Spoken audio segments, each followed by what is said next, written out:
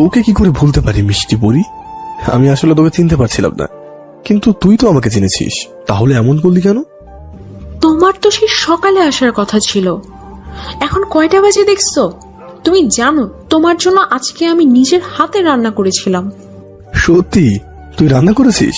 তুই তো দেখছি অনেক বড় হয়ে গেছিস। শুধু বড় না, ও যথেষ্ট বড় হয়ে গেছে। উনি পরশুদিন বিয়ের পিড়িতে বসছেন। কি? ডালির বিয়ে? ডালি দেখলাম নিজের বিয়ের কথা শুনে লজ্জা পেয়ে গেছে। তখন আমি বললাম, বারে ডালি, তুই লজ্জা পেতেও শিখে গেছিস? ডালি তখন রেগে বলে উঠল, এই তোর আমার পিছনে না লেগে এখন খেতে চল, অনেকক্ষণ না খেয়ে আছি। তারপর আমরা ভেতরে গেলাম, আঙ্কেল আন্টির সাথে কথা বললাম, আর রাসেলের ওয়াইফের সাথেও কথা হলো।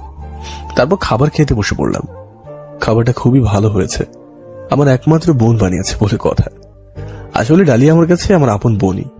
খাবার খাওয়ার এক পর্যায়ে ডালি প্রশ্ন করে ফেললো, ভাইয়া নিশির কি খবর? কথাটা শুনে আমার কাশি হয়ে গেল। আসলে ডালি যদিও বয়সে ছোট ছিল, কিন্তু এক নম্বরের পাকা বুড়ি ছিল। আমি নিশির পিছনে ঘুরতাম সেটাও জানতো। তখন রাসেল বলল, ডালি কি হচ্ছেটা কি? চুপচাপ খা, এসব পরেও জানতে পারবি। খাওয়া দাওয়া শেষ করে আমি, ডালি আর রাসেল ছাদে এলাম আড্ডা দেওয়ার জন্য। অনেকদিন পর আমরা এইভাবে একসাথে আড্ডা দিচ্ছি। তখন আমাদের সাথে ভাবিও যোগ দিলেন। আড্ডার এক পর্যায়ে ডালি আবারও নিশির কথা তুলল। তখন আমি তাদের এটাই বলি যে নিশির সাথে আমার এখন বিয়ে হয়ে গেছে। তখন ডালি বলে উঠল, তাহলে ভাবিকে নিয়ে এলে না কেন? এমনি। কিন্তু আমার বিয়ের দিন ভাবিকে নিয়ে আসতেই হবে। আমি একটা হাসি দিলাম আর মনে মনে বলতে লাগলাম, আমি বললে কি নিশি আমার সাথে কোথাও একা আসবে? সে তো আমাকে বিশ্বাসই করে না, সবসময় এটাই ভাবছে যে আমি জোরপূর্বক তাকে কিছু করে বসবো। তবে সে যাই হোক, রাসেলদের বাড়িতে আমার সময়টা খুব ভালোই কাটলো। রাতে ওদের বাড়িতে খাবার খাওয়ার পর তবেই তারা আমাকে ছাড়লো। রাসেলদের বাড়ি থেকে বের হয়ে সোজা খালামণির বাসায় পৌঁছে গেলাম। বাড়ি ফিরতে একটু দেরি হয়ে গেল। বাড়িতে ঢুকতেই দেখি খালামণি চিন্তিত হয়ে সোফায় বসে আছেন। আমাকে দেখতে পেয়েই কাছে এসে বলে উঠলেন, কোথায় ছিলি তুই এতক্ষণ? আমি বাসায় এসে তোকে দেখতে পেলাম না, সারাদিন বসে রইলাম, তোর ফেরার কোনো নামগন্ধ নেই। জানিস কতটা চিন্তা হচ্ছিল আমার। আর তোর ফোন বন্ধ কেন? ফোন বন্ধ মানে? এই তো আমার ফোন। ফোনটা পকেট থেকে বের করতে দেখি ফোনটা তো সুইচ অফ। উফ, হয়তো চাপ পড়ে বন্ধ হয়ে গিয়েছিল। কিন্তু তুই কোথায় গিয়েছিলি? আমি এই তো আমার একটা বন্ধুর বাড়িতে গিয়েছিলাম। তোর কি আক্কেল বলে কিছু নেই? এখানে তো বউ নিয়ে ঘুরতে এসেছিলি, আর তুই বউকে ঘরে রেখেই বন্ধুর বাসায় ঘুরে এলি। জানিস তোর জন্য বৌমা কতটা চিন্তা করছিল? খুবই অবাক লাগছে, আমার জন্য চিন্তা করছে, তাহলে কি আমার নিশি? এসবই ওর খালামণির কাছে ভালো সাজার নাটক, যেমনটা বাড়িতে করেছিল হানিমুনের ব্যাপারটা নিয়ে। তখনই কোথা থেকে যেন নিশি এসে হাজির, আর ন্যাকামি করে বলতে লাগলো, কোথায় ছিলে তুমি সারাদিন? তোমাকে এতগুলো ফোন দিলাম আর ধরছিলেও না। আচ্ছা ছাড়ো এসব, চলো খাবে চলো। তখন খালামণিও বললেন, হ্যাঁ চল, জানিস তোর জন্য বৌমা না খেয়ে বসে আছে। উফ, নিশির এই ভালো মানুষের নাটকগুলো আমার কাছে জাস্ট অসহ্য লাগছে। আমি তখন বললাম, খালামণি আমি খাবো না, আমি খেয়ে এসেছি, তোমরা খেয়ে নাও। আমি ঘরে গেলাম। কিন্তু নিশি? খালামণি নিশিকে নিয়ে কিছু একটা বলতে চাইছিলেন। আমি না শুনে রুমে চলে এলাম। খালার কাছ থেকে বিদায় নিয়ে সোজা রুমে চলে এলাম। এরপর আর ওয়াশরুমে গেলাম না, সোজা বিছানাতে এসে শুয়ে পড়লাম। খুব ক্লান্ত লাগছে। আমার চোখটা যেই লেগে এসেছে তখনই কেউ এসে ডাকতে লাগলো। কি যন্ত্রণা! তাকিয়ে দেখি নিশি দাঁড়িয়ে। বললাম, কি ব্যাপার, কি হয়েছে? তুমি রাতের খাবার খাবে না? না। কেন খাবে না? আমি খেয়ে এসেছি। কি? কোথা থেকে খেয়ে এলে? আমি তখন বিরক্তি নিয়ে বললাম, এই দেখো, তোমাকে আমি এত প্রশ্নের উত্তর দিতে পারবো না, আমার খুব খুব ঘুম পেয়েছে, এখন আমি ঘুমাবো। তারপর নিশির দিক থেকে মুখ ফিরিয়ে চোখটা বন্ধ করলাম। কিছুক্ষণ পর আবারও নিশি ডাকাটাকি শুরু করে দিল। আমি তখন উঠে বসে পড়লাম। এই কি হয়েছে নাকি? হ্যাঁ, শান্তি মতো একটু ঘুমাতে পারবো না নাকি? এভাবে বারবার ডাকছো কেন তুমি? আমিও তো ঘুমাবো। তা তোমাকে না করেছে কে? ঘুমিয়ে পড়ো। আশ্চর্য, কোথায় ঘুমাবো আমি? তুমি তো বিছানাতে শুয়ে আছো। দেখো, আমি আর সোফা কিংবা মাটিতে শুতে পারবো না। তোমার যদি আমার সাথে শুতে সমস্যা হয় তাহলে তোমার যেখানে ইচ্ছে সেখানে গিয়ে ঘুমাও, যাও। আর আরেকটা কথা, পুনরায় আবার যদি আমার ঘুম ভাঙানোর চেষ্টা করো তাহলে আমি কি করবো সেটা তুমি ধারণাও করতে পারবে না। এরপর আবার আমি শুয়ে পড়লাম। নিশি কি করছে জানি না, তবে এটা বেশ বুঝতে পারছি নিশি খুবই অবাক হয়েছে। রাতটা আরামে ঘুমিয়ে পার করে সকালে ঘুম ভাঙে। একটা আড়মোড়া দিয়ে বসে পড়ি। ফোনটাতে হাত দিয়ে দেখি 7টা ছুঁই ছুঁই। যাক, তাড়াতাড়ি ঘুমটা ভাঙলো। তখন খেয়াল করে দেখলাম নিশি ঘরের কোথাও নেই। গেল কোথায় মেয়েটা? সচরাচর নিশি তো এত তাড়াতাড়ি ঘুম থেকে ওঠে না। তখন মনে প্রশ্ন এলো যে নিশির কাল রাত্রে কোথায় ঘুমিয়েছে। এখানেই ঘুমাক, তাতে আমার কি। ওয়াশরুম থেকে ফ্রেশ হয়ে বের হতে দেখি খালামণি দাঁড়িয়ে আছে। খালামণি, তুমি এত সকালে? তাও আবার এখানে? জলদি তৈরি হয়ে নিচে নাস্তা করতে চলে আয়, তোর সাথে কিছু কথা আছে আমার। হ্যাঁ, আসছি। আমি রেডি হয়ে নিচে গিয়ে দেখি নিশি আর খালামণি খাবার টেবিলে বসে আছে। আমি গিয়ে একটা চেয়ারে বসে পড়ি। আমার দিকে খাবার এগিয়ে দেওয়া হলো। আমিও খেতে শুরু করে দিলাম। তখনই খালামণি আমাকে বললেন, তুই রাতে নিশিকে ঘর থেকে বের করে দিয়েছিলি কেন? আমি তো অবাক। কি? আমি কখন ওকে বের করলাম? কি বলছো এসব তুমি? তাই নাকি? তুই কি জানিস কালকে নিশি কোথায় ঘুমিয়েছে? আমি খালামণির দিকে হাঁ করে তাকিয়ে আছি। আমি জানলে তো বলবো নাকি। তোদের কি হয়েছে আমি বুঝতে পারি না।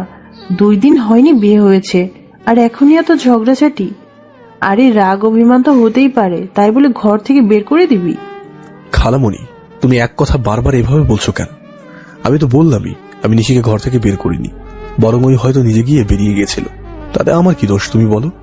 তুমি না হয় নিশিকে জিজ্ঞেস করো কেন বেরিয়ে গিয়েছিল। তখন খালামণি বলল, নিশির কাছ থেকে যা শোনার তা আমি রাতেই শুনে নিয়েছি। তার মানে নিশি তোমাকে বলেছে যে আমি তাকে ঘর থেকে বের করে দিয়েছি? এরপর আমি নিশির উদ্দেশ্যে বললাম, এই, আমি তোমাকে কখন বের করে দিয়েছি? এই, তুই একদম বৌমাকে বকবি না। এখন খাবারটা খা। কি আর করবো, পেটের চাহিদার কারণে খাবারটা খেয়ে নিলাম। অন্য সময় হলে রেখে উঠে যেতাম। খাওয়া শেষ করে আমি উঠে গিয়ে দরজার ওদিকে এগুলাম। তখন খালামণি পিছন থেকে ডাক দিয়ে বলল, এই নীল, তুই এই সময় কোথায় যাচ্ছিস? খালামণি, আমার আসলে একটা কাজ আছে, তাই এখনই যেতে হবে। যেখানে ইচ্ছে যা, কিন্তু নিশিকে সঙ্গে নিয়ে যা। এই নিশি, তুমি যাও, গিয়ে তৈরি হয়ে আসো। কিন্তু খালামণি, নিশির এখানে কি কাজ? এটা আমার ব্যক্তিগত একটা কাজ, তাই আমি নিশিকে নিতে পারবো না। নিশিকে না নিয়ে গেলে তুইও কোথাও যেতে পারবি না। আর নিজের বউয়ের কাছে আবার ব্যক্তিগত জিনিস কিরে? আর যাওয়ার সময় গাড়িটা গ্যারেজ থেকে নিয়ে যাস। কি আর করা, খালামণির সাথে পেরে উঠবো না, তাই নিশিকে নিয়েই বের হলাম। কিছুক্ষণ পর নিশি বলে উঠল, কোথায় যাচ্ছি আমরা? সেটা জেনে তুমি কি করবে? যাচ্ছ তো, গেলেই দেখতে পারবে। আসলে আমি যাচ্ছি এখানকার একটা শপিং মলে। সকালে রাসেল ফোন করেছিল, সে নাকি ডালির জন্য কিছু স্পেশাল গিফট অর্ডার করেছিল, সেগুলো আনতে হবে। তাই আমাকেও নাকি যেতে হবে, আর আমারও ডালির বিয়েতে দেওয়ার জন্য কিছু একটা কিনতে হবে। শপিং মলের সামনে পৌঁছাতে দেখি রাসেল আমার জন্য ওয়েট করছে। আমি গাড়ি থেকে নামতেই রাসেল এগিয়ে এসে বলল, এতক্ষণ লাগে আসতে? নিশি গাড়ি থেকে নেমেই বলতে লাগলো, আরে রাসেল, কেমন আছো তুমি? ভালো ভাবি, আপনি কেমন আছেন? আমিও ভালোই। তারপর আমরা গেলাম একটা গহনার দোকানে, যেখানে রাসেল গহনার জন্য অর্ডার করেছিল। বলাই বাহুল্য, ওই গহনার দোকানের মালিকও একজন বাংলাদেশি। কিছুক্ষণ কথা বলতে পেরে জানতে পারলাম তিনি রাসেলদের খুবই চেনাশোনা একজন মানুষ। কিন্তু সমস্যা হলো যে অর্ডার করা গহনাগুলো নাকি এখনো পুরোপুরি রেডি হয়নি, কিছুটা টাচ আপ এখনো বাকি রয়েছে, আরো ঘন্টা 3 মতো লাগবে। কথা শুনে রাসেল কিছুটা নিরাশ হয়ে গেল। হবারই কথা, কালকে ওর বোনের বিয়ে, কত কাজ হয়তো আছে ওর। তখন আমি বললাম, রাসেল, তুই বাড়ি চলে যা, আমি এখানে আছি, ওগুলো রেডি হলে বাড়ি পৌঁছে দেবো। বাচালি দোস্ত, সত্যি আমার বাড়িতে অনেক কাজ আছে, আর তুই সোজা রিসোর্টে চলে আসবি, বাড়ি ফিরতে হবে না। তোরও তো অনেক কাজ করতে হবে, এতটা দূরে দূরে থাকলে চলবে না। ডালি শুধু আমার একার বোন না। আমি হেসে হেসে বললাম, আচ্ছা বেশ, ঠিক আছে, তুই যা এখন। তারপর রাসেল চলে গেল। তখন আমিও ডালির জন্য গিফট কেনার জন্য দোকান থেকে বের হলাম। নিশিও আমার পিছু পিছু আসলো আর বলল, এখন কোথায় যাচ্ছ? ডালির বিয়েতে কিছু দিতে হবে, সেটা কিনতে যাচ্ছি। ও তাই, তো কি কিনবে? জানি না, দেখি কি কেনা যায়। কিন্তু কিছুক্ষণ ঘোরাঘুরির পর বুঝলাম আমার দ্বারা এটা সম্ভব না। কি কিনবো সেটা তো ঠিক করতে পারছি না। তুমি যদি কিছু মনে না করো, আমি একটা সাজেশন দিতে পারি। আচ্ছা বেশ, ঠিক আছে, বলো কি কেনা যায়। ডলির জন্য একটা নেকলেস নিতে পারো। তারপর নিশি আমার কথা শোনার প্রয়োজন বোধ না করে একটা গহনার দোকানে ঢুকে একটা নেকলেস পছন্দ করলো। বলতে হবে নিশির পছন্দ বেশ ভালো, তাই ওইটা কিনে নিলাম। তখন দেখি নিশি হাতে একজোড়া কানের দুল নিয়ে ঘুরিয়ে ঘুরিয়ে দেখছে। তখন আমি বললাম, একটা তো নিলাম, আবার আরেকটা দিয়ে কি করব, চলো দেখি গিয়ে বাকিগুলো তৈরি হলো কিনা। নিশির সাথে সাথে দুল জোড়া রেখে দেয়। আসলে আমার মাথায় কথাটা একেবারের জন্য আসেনি যে ওইটা হয়তো নিশি নিজের জন্যই নিতে চেয়েছিল, কিন্তু আমাকে বলতে পারছিল না। তারপর আমরা ওই দোকান থেকে বেরিয়ে আসলাম।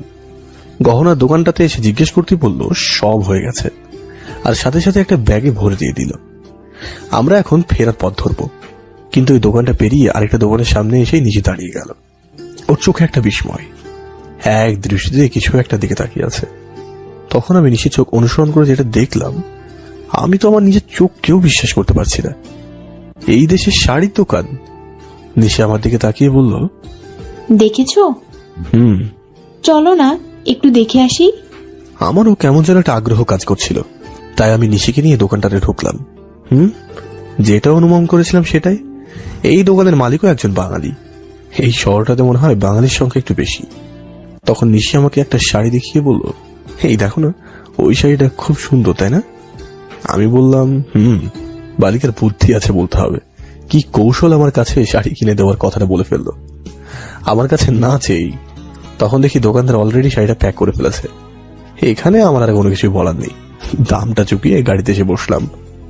কিন্তু তখন গাড়িতে আসার পর কি একটা মনে করে নিশিকে গাড়িতে বসিয়ে রেখেই আবার শপিং মলে ঢুকলাম। কিছুক্ষণের মধ্যে ফিরে এসে গাড়িটা স্টার্ট দিলাম।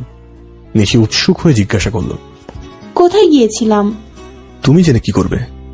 নিশির মুখটা মুহূর্তেই কালো হয়ে গেল আর বলল, তুমি আজকাল আমার সাথে এমন করে কথা বলো কেন? কেমন করে বলি? তুমি আগে আমার সাথে কত হেসে কথা বলতে, আমি কথা না বললেও তুমি জোর করেই কথা বলতে, আর এখন তো আমার মনে হয় তুমি আমার কথা সহ্যই করতে পারো না। এমন করছো কেন তুমি? আমি সামনের দিকে তাকিয়েই বললাম, জানি না। তুমি কি ওই দিনের ব্যাপারটা নিয়ে আমার সাথে এমন করছো? তখন আমি মুখে বিরক্তি ভাবে নিশিকে বললাম, এত কথা কেন বলছো তুমি? দেখছো না আমি ড্রাইভ করছি? তারপর নিশি চুপ মেরে যায়। রাস্তায় আর একটা কথাও বললো না। যেখানে বিয়ে হওয়ার কথা আমরা সেই রিসোর্টে পৌঁছে গেলাম। ভিতরে ঢুকে রাসেলের কাছে তার জিনিসগুলো দিয়ে দিলাম। হয়তো রাত্রিবেলায় ডালির গায়ে হলুদের অনুষ্ঠান শুরু হবে। ভাবি এসে নিশিকে তার সাথে নিয়ে গেল, আর এদিকে আমিও রাসেলের সাথে আমার কাজে মন দিলাম। আসলে মানুষজন তেমন একটা বেশি না, যেহেতু বাইরে বিয়েটা হচ্ছে আর আত্মীয় স্বজন থাকে সব বাংলাদেশে। আমাদের কাজের মাঝে কিছুটা বিরতি নিয়ে রাসেল আর আমি নিচে সোফায় বসে কথা বলছিলাম। তখন সিঁড়ি থেকে মিলিত হাসির আওয়াজ পেলাম। তাকিয়ে দেখি সবাই ডালিকে নিয়ে নিচে আসছে। সব মেয়ে দেখি হলুদ শাড়ি পরেছে আর সবাই সাজুগুজু করেছে। তখনই আমার চোখ গেল নিশির দিকে। হলুদ শাড়িতে কি অপূর্বটাই না লাগছে। আমি নিশির দিকে তাকিয়ে আছি। তখন রাসেল আমাকে ধাক্কা দিয়ে বলল, কি রে, কি হলো? আমি বললাম, কই না তো, কিছু না মামা, বুঝি বুঝি।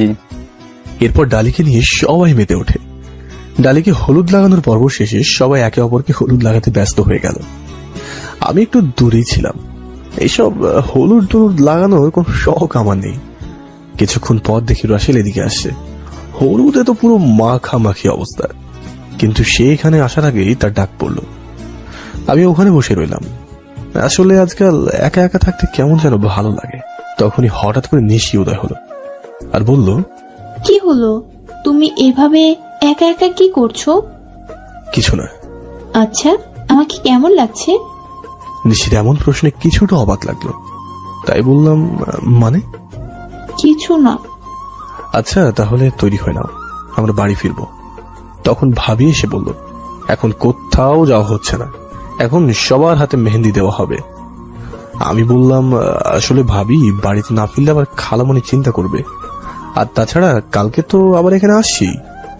ভাবি বলল, ঠিক আছে তাহলে তুমি চলে যাও, কিন্তু নিশি এখানে থাকুক। তখন আমি কিছুক্ষণ ভেবে বললাম, ওকে ঠিক আছে, ও তাহলে থাকুক। কথাটা বলে ফিরতেই নিশি বলে উঠল, আমিও যাব, তুমি একটু দাঁড়াও, আমি এক্ষুনি আসছি। নিশির তাড়াহুড়ো দেখে ভাবি বললেন, ঠিক আছে, কালকে কিন্তু তাড়াতাড়ি চলে আসবে। আমি বললাম, এরপর নিশিকে নিয়ে বাড়ি ফিরে এলাম। রাতের খাবার শেষ করে রুমে গিয়ে দেখি নিশি আগে থেকেই বিছানা দখল করে আছে। এরপর কি হয়েছে জানতে চাইলে সাবস্ক্রাইব করে পাশে রাখা বেল আইকনটি বাজিয়ে রাখুন, পরবর্তী পার্ট মিস না করতে চাইলে। ধন্যবাদ সবাইকে। আমাদের পাশে থাকার জন্য। ঘরে এসে যখন দেখলাম নিশি খাটে শুয়ে আছে, আমার মাথাটা গরম হয়ে গেল। কারণ নিশি খাটের উপর এমন ভাবে শুয়ে আছে যে আমার শোয়ার মতো জায়গা নেই। তখন আমি রেগে খাটের দিকে এগিয়ে গেলাম নিশিকে ঘুম থেকে ওঠানোর জন্য। কিন্তু নিশির কাছে যেতেই আমার সব রাগ পানি পানি হয়ে গেল। কি বলবো, ওর ঘুমন্ত মুখটা কতটা মায়াবী লাগছিল সেটা বলে বোঝানো সম্ভব নয়। ঘুমের মধ্যে এই মেয়েটাকে কতটা নিষ্পাপ আর শান্ত মনে হয়, কিন্তু বাস্তবতাটা সম্পূর্ণই উল্টো। খুবই চরম নিষ্ঠুর একটা মেয়ে। এসেছিলাম নিশিকে উঠিয়ে আমি খাটে ঘুমাবো, কিন্তু এখন আর সেটা করতে পারছি না। ভাগ্যিস আগেই ঘুমানো নিয়ে আশঙ্কা করে অন্য একটা ঘর পরিষ্কার করিয়ে রেখেছিলাম, তাই এখন ওই ঘরটাতে গিয়েই ঘুমাবো। যেই আমি ঘুরে দাঁড়িয়েছি এমনি পিছন থেকে নিশি ডাক দিল, কোথায় যাচ্ছ তুমি? কি হলো এটা? তখন আমি পিছনে ফিরে দেখি নিশি বসে আছে। আমি বললাম, তুমি ঘুমাওনি? হ্যাঁ, ঘুমিয়ে গেছিলাম, কিন্তু তুমি আসার পরই ভেঙে গেছিল। তাহলে তুমি ওইভাবে শুয়েছিলে কেন? আগে তুমি আমাকে বলো, তুমি এখন কোথায় যাচ্ছিলে? কোথায় আবার? ঘুমোতে যাচ্ছিলাম। কোথায় ঘুমোতে যাচ্ছিলে? আরে এত প্রশ্ন কেন করো বলো তো? তুমি জেনে কি করবে? না, আমি ওইটা বলিনি। তুমি আমাকে ডাকতে পারতে, তাহলে আমি তোমাকে ঘুমানোর ব্যবস্থা করে দিতাম। আর যদি ডাকতে নাই চাও, তাহলে আমার পাশে শুয়ে পড়তে। এই রাতে তুমি বাইরে গিয়ে ঘুমালে, যদি খালামণি আবার দেখে ফেলে তখন কি হবে? নিশি কি সব বলছে? সব যেন আমার মাথার উপর দিয়ে যাচ্ছে। নিশি কখনো যে এমন কিছু বলবে আমি ভাবতেই পারিনি। খুব অবাক লাগছে। তারপর এটা মনে হলো যে নিশি সবকিছু নিজের জন্যই করছে হয়তো। কারণ এখন যদি বাইরে গেলে খালামণি দেখে ফেলে, দোষ তো নিশির ঘাড়েই পড়বে। কতটা স্বার্থপর এই মেয়েটা। তখন আমি একটা তাচ্ছিল্যের হাসি দিয়ে বললাম, তুমি কি আমার জন্য মজা করছো? তুমি বলছো তোমাকে ঘুম থেকে ওঠালে আমার শোয়ার ব্যবস্থা করে দিতে। আমার যতটুকু মনে পড়ে বিয়ের পর থেকে তোমার জন্য আমাকে সোফায় নতুবা ফ্লোরে ঘুমোতে হয়েছে। খুব ভালোই ঘুমানোর ব্যবস্থা করেছিল আমার জন্য। আর রইল তোমার পাশে ঘুমিয়ে পড়ার কথা। মনে পড়ে আমি যতবার তোমার কাছাকাছি গিয়েছিলাম ততবারই চর থাপ্পড় নয়তো গালাগালি শুনেছি। যদিও অনিচ্ছাকৃত ভাবে তোমার কাছে চলে গেছিলাম, কিন্তু একবারও তো তুমি আমার কথা শোনোনি। নিজেই বলে যেতে। আজকে যদি তোমার পাশে ঘুমিয়ে পড়তাম, আজ সকালে উঠে আমাকে দেখলে যে তুমি কি করতে, আল্লাহই ভালো জানে। থাক, আমি এমনই ঠিক আছি। আমার কথা তোমাকে ভাবতে হবে না। আর ভেবো না খালামণি কিছু জানতে পারবে না। কথাগুলো বলেই আমি ওই ঘর থেকে বেরিয়ে গেলাম। তবে আজকে নিশি চোখ মুখে কেমন যেন লাগছিল। যাকগে, এসব না ভেবে ঘুমিয়ে পড়া যাক। কালকে আবার ডালির বিয়ে নিয়ে ব্যস্ত থাকতে হবে। তারপর আমি ঘুমিয়ে পড়লাম। সকালে আমার ঘুম ভাঙলো নিশির ডাকে। আশ্চর্য, নিশি এখানে, তাও আবার আমার জন্য চা নিয়ে। ব্যাপারটা তো ঠিক হজম হলো না। আমি অবাক হয়ে নিশির দিকে তাকিয়ে আছি। তখনই নিশি বলল, নাও চাটা খেয়ে নাও, তারপর রুমে গিয়ে ফ্রেশ হয়ে নিচে আসো। নাস্তা করে আবার তাড়াতাড়ি ডালিদের ওখানে যেতে হবে। তো সকালে ডালি ফোন করেছিল। আমি অবাক চোখে নিশির দিকে তাকিয়ে বললাম, ডালি তোমাকে ফোন করেছিল? ও আবার তোমার নাম্বার কোথা থেকে পেল? আর তাছাড়া ডালি আমাকে ছেড়ে তোমাকে ফোন করতে যাবে কেন? নিশি একটা হাসি দিয়ে বলল, তুমি আসলে একটু বেশি ভাবছো। মনে নেই কাল রাতে তোমার ফোনটা ঘরে ফেলে এসেছিলে? এই নাও তোমার ফোন। ও, তো এই জন্যই নিশি আমাকে ডাকতে এসেছিল। আমি তো অন্য কিছু ভেবেছিলাম। ভালোই হলো, এখনই ভুল ধারণাটা ভেঙে গেল, নয়তো আবার শুধু শুধু কষ্ট পেতে যাচ্ছিলাম। এরপর নিশির হাত থেকে চাটা না নিয়ে বললাম, আমি এখন চা খাবো না, ধন্যবাদ।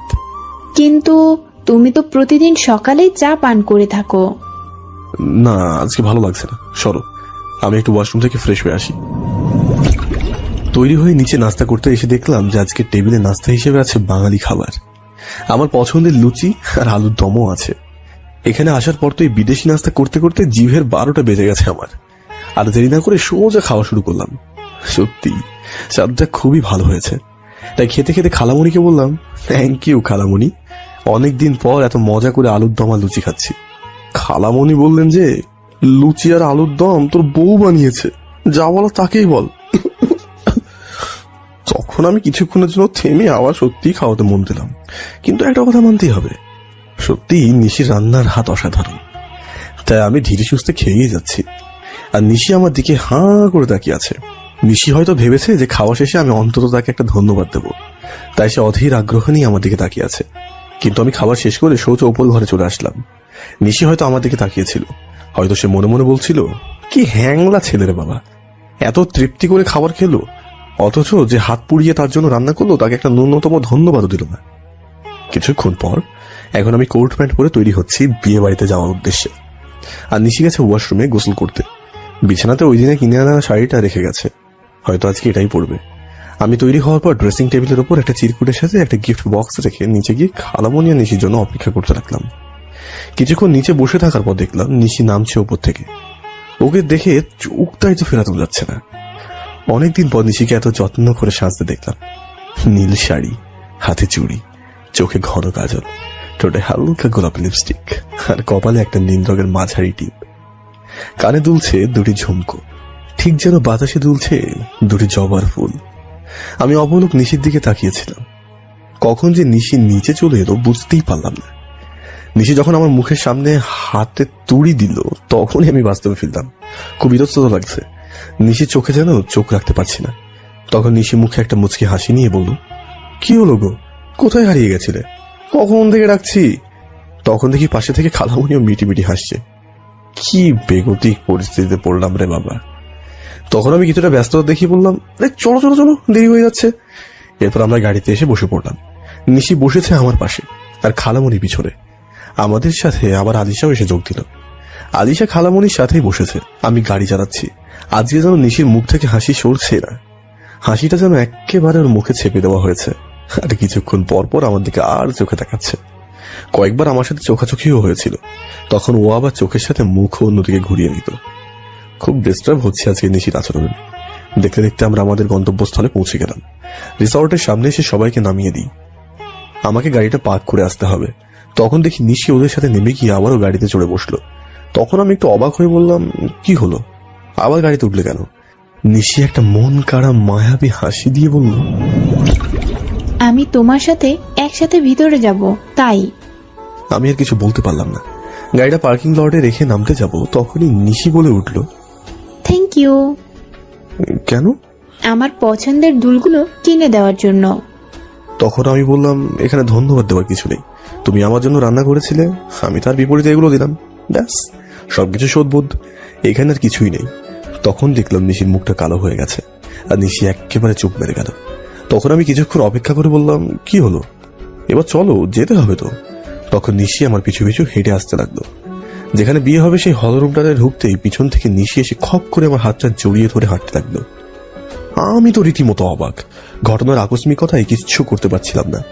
তখন আশেপাশে একটু খেয়াল করে তাকিয়ে দেখি প্রায় কাপলরা এভাবে, তাই আমি আর নিশিকে কিছু বললাম না। কিছুক্ষণ পর নিশিকে ভাবি এসে তার সাথে নিয়ে যায়, আর আমি রাসেলের সাথে একটু গেস্টদের আপ্যায়ন টাপ্যায়ন করছিলাম আর কি। এরপর আমি একটা কোনায় চেয়ারে বসেছিলাম। তখন আলিশা এসে আমার সামনে চেয়ারে বসে পড়লো আর বলল, কি ব্যাপার, আপনি একা কেন, নিশি কোথায়? ও আসলে একটু ভেতরে ওই কোণের কাছে আছে। ও আচ্ছা, তো বউ পাশে নেই বলেই এখানে মন খারাপ করে বসে আছেন? আরে না না, তেমন কিছু না, এমনি বসে আছি। এমনি খালি খালি বসে আছেন কেন? কিছুই তো নেননি দেখছি। বিয়ে বাড়িতে এসে এভাবে বসে থাকা যায়? আমি সাথে সাথে না করে দিলাম, বললাম যে আমি আসলে সব খাই না, থ্যাঙ্কস। আরে চিন্তা করবেন না, এগুলো এইসব কিছু না, এগুলো শুধু সাধারণ জুস, খেয়ে দেখুন। এরপর জুসটা খেতে খেতে আলিশার সাথে বেশ ভালো একটা আড্ডা জমে গেল। আলিশা আমার সাথে অনেক হেসে হেসে কথা বলছিল, কিন্তু তখন হঠাৎ করে সে চুপ মেরে গেল। তখন আমি বললাম, কি হলো, হঠাৎ করে চুপ হয়ে গেল কেন? আমাদের দিকে আপনার বউ তাকিয়ে আছে। তো কি হয়েছে? না মানে নিশিকে দেখে মনে হচ্ছে রেগে আছে। ও হয়তো আমাদের কথা বলাটা ভালো চোখে দেখছে না। তখন আমি তাকে বললাম, কি সব বলছো তুমি, নিশি এরকম করবে কেন? বিশ্বাস না হলে পিছনে তাকিয়ে দেখুন। আমি সাথে সাথে পিছনে ফিরে দেখি নিশি দাঁড়িয়ে আছে আমাদের থেকে একটু দূরে, আর ওর চোখে মুখে রাগ স্পষ্ট। আশ্চর্য, নিশির এখানে এইভাবে রাগ করার মানেটা কি? ততক্ষণে নিশি আমাদের সামনে চলে এলো। এই সেই রেগে গিয়ে চড়া কণ্ঠে বলল, নিলয়, তুমি এইখানে এই কোনায় কি করছো এই মেয়েটার সাথে? আমি তোমাকে সেই কখন থেকে খুঁজছি। ওইদিকে ডালির বিয়েটা শুরু হতে যাচ্ছে আর তুমি এখানে বসে আছো, ওঠো বলছি। এই বলে এক হ্যাঁচকা টানে আমাকে চেয়ার থেকে দাঁড় করিয়ে দিল। তারপর অগ্নি চোখে আলিশার দিকে তাকিয়ে বলল, এই, তুমি এখানে কি করছিলে? তোমাকে খালামণি কখন থেকে খুঁজছে? যাও বলছি। আমি তো বেচারা নিশির এই ব্যবহারে পুরোই টাসকি খেয়ে গেছি।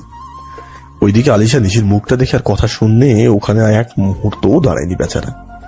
আলিশা যাওয়ার পর নিশি আমার হাতটা ধরে বলল, চলো বলছি। নিশি আমার হাতটা ধরে টানতে টানতে নিয়ে যাচ্ছে। আমি ওকে বাধাও দিতে পারছি না। আমি নিশির এইরকম ব্যবহারের সাথে একদমই পরিচিত নই। যাই হোক, নিশি আমাকে বিয়ের আসরে নিয়ে যাবার পর একেবারে আমার ধার ঘেঁষে দাঁড়ালো আর মুখে একটা হাসি নিয়ে বরকনের দিকে নজর দিল। নিশি আমার এতটা ধার ঘেঁষে দাঁড়িয়েছিল যে আমার রীতিমতো অস্বস্তি হচ্ছে। কিছু বলতেও পারছি না, কারণ পাশে খালামণি দাঁড়িয়ে রয়েছে। আমি নিশি থেকে কিছু দূরে গিয়ে দাঁড়ানোর চেষ্টা করতে নিশির হাতটা চেপে ধরলো। কেমনটা লাগে। বিয়েটা শেষ হওয়ার পর সবাই খাওয়া দাওয়া শুরু করলো। খাওয়া শেষ হতে খালামণি ও আলিশা বাড়িতে চলে যায়। নিশি আর আমি এখানেই রয়ে গেলাম। সন্ধ্যার দিকে ডালিকে বিদায় দেওয়া হলো। এরপর আমরাও বিদায় নিয়ে বেরিয়ে পড়লাম। খালামণি বাড়িতে পৌঁছে আমাদের জন্য গাড়িটা পাঠিয়ে দিয়েছিল। আমরা গাড়িতে উঠে বসলাম সে আগের নিয়মেই, মানে হলো নিশি পিছনে আর আমি ড্রাইভারের সাথে বসলাম। এবার হয়তো নিশি রেগে গেছে, তাই মুখ নাক লাল করে গাড়ি থেকে নেমে গেল। তখন আমিও নেমে গিয়ে বললাম, কি হলো, গাড়ি থেকে এভাবে নেমে পড়লে কেন? এমনি। এমনি মানে? দেখো, এখানে দাঁড়িয়ে থেকে সময় নষ্ট করো না, এমনিতে অনেক রাত হয়ে গেছে আর আমার ঘুমও পাচ্ছে। আমি পিছনে একা একা বসে যেতে পারবো না। এই ব্যাপার, এই জন্য তুমি গাড়ি থেকে নেমে গেছো? আচ্ছা ঠিক আছে, তুমি তাহলে সামনেই বসো, আমি পিছনে গিয়ে বসছি। তখন নিশি রেগে গিয়ে আমার দিকে তাকিয়ে বলল, তুমি কি কিছুই বুঝো না? আরে এখানে বোঝা না বোঝার কি আছে। তখন নিশি কিছু বলতে যাবে, তখনই আমার ফোনটা বেজে উঠলো। আমি তখনই নিশিকে থামতে বলে ফোনটা রিসিভ করলাম। ফোনের ওপার থেকে আলিশা বলল যে বাড়িতে কি একটা প্রবলেম হয়েছে, তাই নাকি আমাকে জলদি বাড়িতে ফিরতে হবে। আর কিছুই বললো না, কারণ ফোনটা কেটে যায়। আমি টেনশনে পড়ে গেলাম, এই এত রাতে আবার কি সমস্যা হতে পারে। এসব কিছু না ভেবে জলদি বাড়িতে যেতে হবে। আমি ড্রাইভারকে বিদায় করে দিয়ে নিজেই গাড়ি চালিয়ে বাড়ির উদ্দেশ্যে রওনা দিলাম। নিশি আমার পাশে বসে আছে। নিশি আমার দিকে অবাক হয়ে তাকিয়ে প্রশ্ন করলো, কি হয়েছে? জানি না, তবে বাড়িতে কিছু একটা হয়েছে, সেটা বাড়িতে গেলেই জানতে পারবো। কিছুক্ষণের মধ্যে বাড়িতে পৌঁছে গেলাম আর তড়িঘড়ি করে বাড়িতে ঢুকলাম।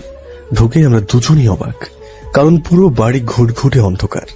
খালামণির কিছু হয়নি তো? নিশি কথাটা বলে ভয়ে আমার ডান হাতটা শক্ত করে চেপে ধরেছে। আমি খালামণিকে জোরে জোরে ডাকতে লাগলাম, খালামণি, খালামণি, কিন্তু তবুও কোনো সাড়া শব্দ নেই। এবার আমারও ভয় লাগতে শুরু করলো, তাই আরেকটু এগিয়ে গেলাম বাতিটা জ্বালানোর জন্য। আর সেই মুহূর্তেই পুরো বাড়িটা আলোকিত হয়ে উঠল, আর সাথে সাথে বেজে উঠলো কয়েকজনের মিলিত কণ্ঠে নিশির বার্থডে গান। Happy birthday to you, happy birthday dear Nishi, happy birthday to you. আর তারপর একটা করতালি। নিশি চোখ বড় বড় করে সবার দিকে তাকাচ্ছে। আমিও কম অবাক হইনি। তারপর নিশি সবাইকে বলল, তোমরা কি করে জানলে যে আজকে আমার জন্মদিন? তখন সবাই আমার দিকে আঙ্গুল তাক করলো। তখন নিশি আমার দিকে তাকিয়ে বলল, তুমি, তোমার আমার বার্থডে মনে আছে? ধন্যবাদ। আমি কখন? খালামণি আমাকে থামিয়ে দিয়ে বলল, কি হলো, নিশি আর কতক্ষণ দাঁড়িয়ে থাকবে এভাবে? এবার কেকটা তো কাট। নিশি কেকটা কেটে হাসি মুখে একটা টুকরো আমার দিকে এগিয়ে দেয়। আমিও খেয়ে নিলাম আর নিশিকেও একটু খাইয়ে দিলাম। এখানে কিছু বলতে গেলে খালামণির কথা শুনতে হবে। তারপর নিশি অন্যদেরও কেক খাইয়ে দিল। এরপর সবাই খুশি মনে যার যার ঘরে চলে গেল। আমরাও রুমে চলে এলাম। নিশি ওয়াশরুমে চলে যায় আর আমি কাপড় চেঞ্জ করে সোজা গিয়ে সোফায় শুয়ে পড়ি। ও, আপনাদের জানিয়ে যাওয়া ভালো যে সোফাটা আমাদের সুবিধার কথা ভেবেই খালামণি কালকেই আনিয়েছে। কিছুক্ষণ পর নিশি বেরিয়ে এলো, আমাকে সোফায় শুতে দেখে বলল, তুমি ওখানে কেন শুয়ে আছো? আসলে আজকে তোমার সাথে ঝগড়াঝাটি করে তোমাকে কষ্ট দিতে যাচ্ছি না, যেহেতু আজকে তোমার জন্মদিন তাই ছাড় দিলাম। কথাটা বলে ঘোরে চোখটা বন্ধ করলাম। তখন নিশি আমার কাছে এসে বলল, ওঠো, তোমাকে আর কষ্ট করে সোফায় ঘুমাতে হবে না, তুমি বিছানাতেই ঘুমাবে। না, দরকার নেই, আমি এখানে ঠিক আছি। পরে তুমি কি না কি বলবে, থাক, তার চেয়ে বরং এখানেই ঘুমাই। তুমি গিয়ে শুয়ে পড়ো। আমি বলছি তো বিছানায় শুইতে। আমিও তো বলছি দরকার নেই, আমি এখানেই ঠিক আছি। তুমি বিছানাতে আসবে কিনা বলো, দেখো আমার কোনো প্রবলেম হবে না। এই বলে আমার হাত ধরে টানতে লাগলো। তাই আর থাকা গেল না, তাই আমি উঠে বললাম, তোমার হয়েছেটা কি বলবে আমাকে? যদি এখন আমি তোমার সাথে বিছানাতে ঘুমাই আর রাতে যদি কিছু হয়ে যায়, তখন তো সব দোষ আমার উপরে দেবে। রাতে যে তেমন কিছুই হবে না সেটা আমি ভালো করেই জানি। তোমার উপর আমার পুরো বিশ্বাস আছে যে তুমি আমার অনুমতি ছাড়া আমার সাথে তেমন কিছু করবে না। আর আমি সেজন্যই বলছি বিছানাতে ঘুমাও। আমাকে আবার কবে থেকে বিশ্বাস করতে লাগলে? দেখো, এত কিছু বলতে পারবো না।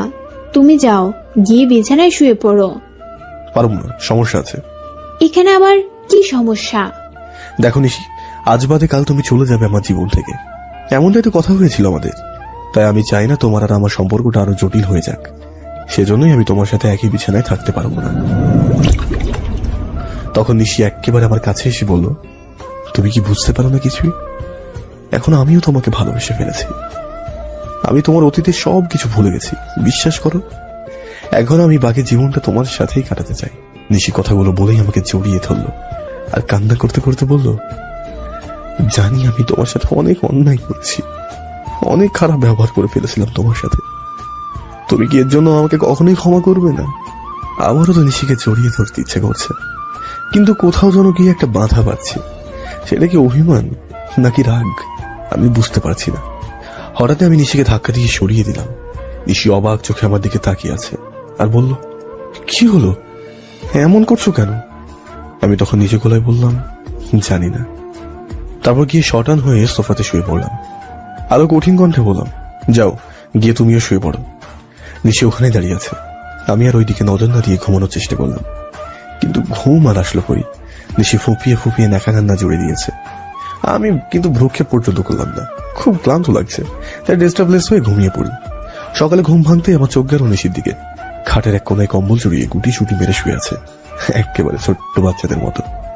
ওর মুখটা খুবই ফ্যাকাশে লাগছে, দেখে বোঝা যাচ্ছে রাতে প্রচুর কান্না করছে। নিশির মুখটা এতটাই মায়াবী যে তাকিয়ে থাকতে ইচ্ছে করে, কেমন জানি একটা ঘোরের ভেতরে চলে যায়। শিট, হঠাৎ করেই যেন নিশির ঘুমটা ভেঙে গেল। নিশি চোখ খুলতেই আমার সাথে চোখাচোখি হয়ে গেল। নিশি ঘুম ঘুম চোখে মাথাটা ঝাঁকিয়ে একটা ইশারা করলো, যার মানে এই যে কি হয়েছে। আবারও মুখে মুচকি হাসি। কি রকম একটা বেগায়দায় পড়ে গেলাম। আমি এখন কি বলি?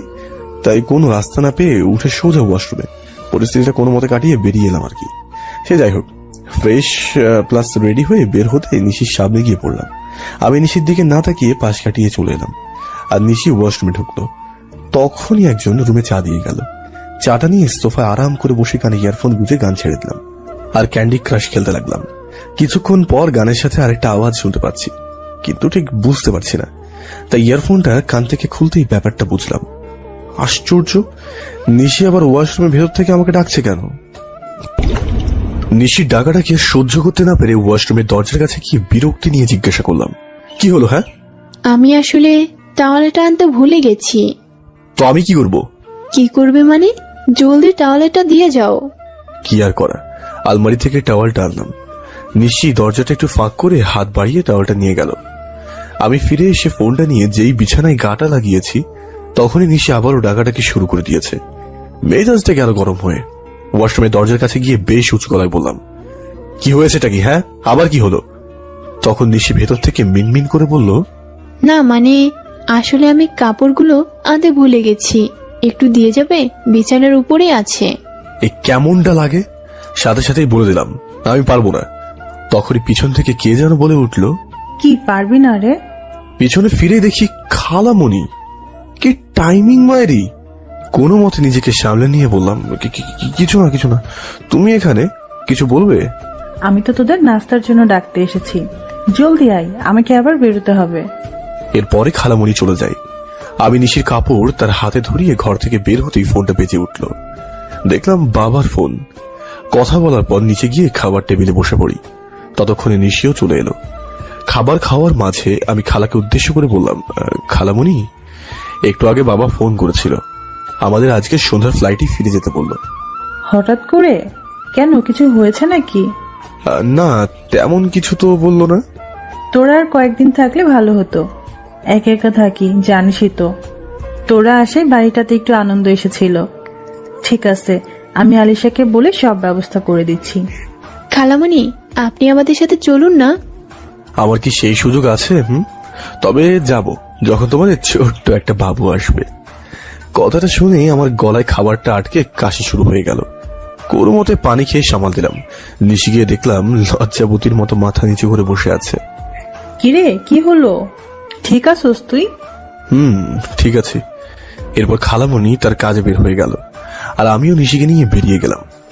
রাসেলদের সাথে দেখা করলাম, তারপর ডালির বাড়ি গিয়ে ওখানে লাঞ্চ সেরে আবারও ফিরে এলাম। এখন আমরা বিমানবন্দরে আছি। খালামণি আর আলিশা এসেছে আমাদের বিদায় দেওয়ার জন্য।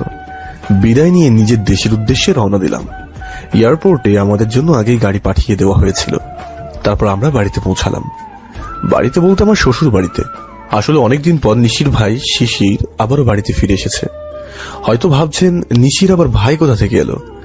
এতদিন নিশির বাবা শিশিরের ওপর রেগেছিল, আর সেই জন্য এতদিন বাড়িতে আসতে দেননি, এমনকি কোনো রকম যোগাযোগও রাখেননি। রাগের কারণটা হলো নিশির বাবা চেয়েছিল তার ছেলেও তার মতো পুলিশ অফিসার হবে, কিন্তু শিশিরের ইচ্ছা ছিল অন্য কিছু হওয়ার। শিশির দেশের বাইরে গিয়ে ইঞ্জিনিয়ারিং নিয়ে পড়াশোনা করে। বাবার কথা অমান্য করায় বাড়ি থেকে বের করে দেয়। শিশির অনেকবার ক্ষমা চাওয়ার পরেও তাকে ক্ষমা করেনি। তবে শিশির নিজের স্বপ্নটা ঠিকই পূরণ করে, আর নিজের চেষ্টায় আজ বিশাল কনস্ট্রাকশন কোম্পানি দাঁড় করায়। সে আজকে সফল। এখন ছেলের এত সফলতা দেখে বাবা নিজের ভুলটা বুঝতে পারে আর ছেলেকে ফিরিয়ে আনে। নিশি এতদিন পর নিজের ভাইকে দেখে তো খুশিতে আত্মহারা হয়ে যায়। আমিও শিশিরের সাথে পরিচিত হলাম। তারপর সবার সাথে দেখা করা হলো। আমি বাবা মাকেও ফোন করে জানিয়ে দিলাম যে আমরা এসে পড়েছি। খালামণিকেও একটা টেক্সট করে দিলাম। রাতে খাবার খাওয়ার পর ছাদে গিয়ে শালাশালিদের সঙ্গে আড্ডা দেওয়ার পর রাতে গিয়ে নিশির ঘরে ঢুকলাম।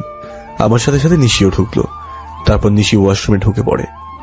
গতবার শ্বশুর বাড়ি এসে আমাকে মাটিতে ঘুমাতে হয়েছিল, তাই দেরি না করে চাদর আর বালিশ নিয়ে নিচেই বিছানা পেতে নিলাম। তখনই নিশি বেরিয়ে এলো আর বলল, কি হলো, তুমি নিচে বিছানা করছো কেন? কেন, আমি কি ঘুমাবো না নাকি? তা তো ঘুমাবেই, কিন্তু নিচে কেন?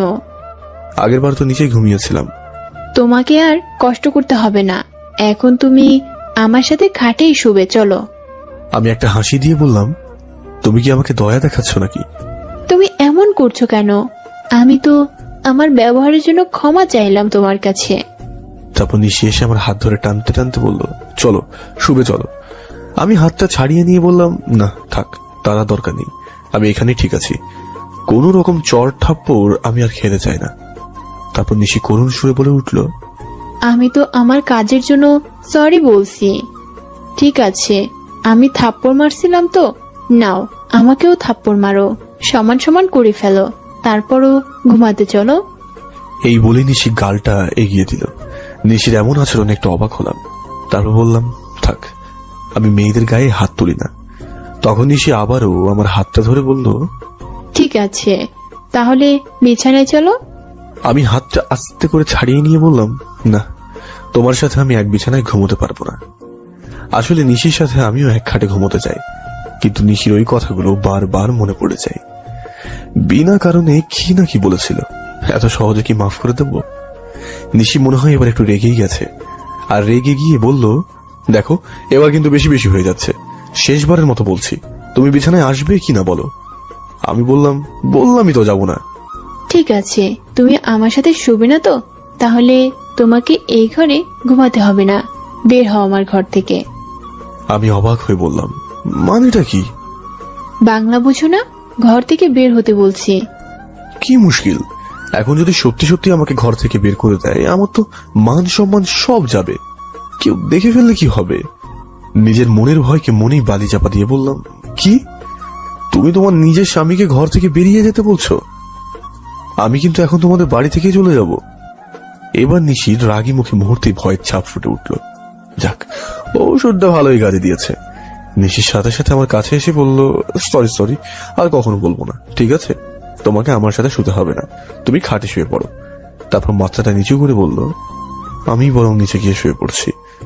তারপর নিশি আর কিছু না বলে নিচে বিছানা পেতে শুয়ে পড়ল। আমার যে কি আনন্দ হচ্ছে! এতদিন এই মেয়েটার জন্য আমাকে সোফায় নয়তো ফ্লোরে ঘুমোতে হতো, এবার দেখ কেমন লাগে। অনেক দিন পর আরাম করে বিছানায় শুলাম, তাই কিছুক্ষণের মধ্যেই ঘুমিয়ে পড়লাম। সকালে ঘুম ভাঙলো নাকের উপরে কিছু একটা পড়ার কারণে।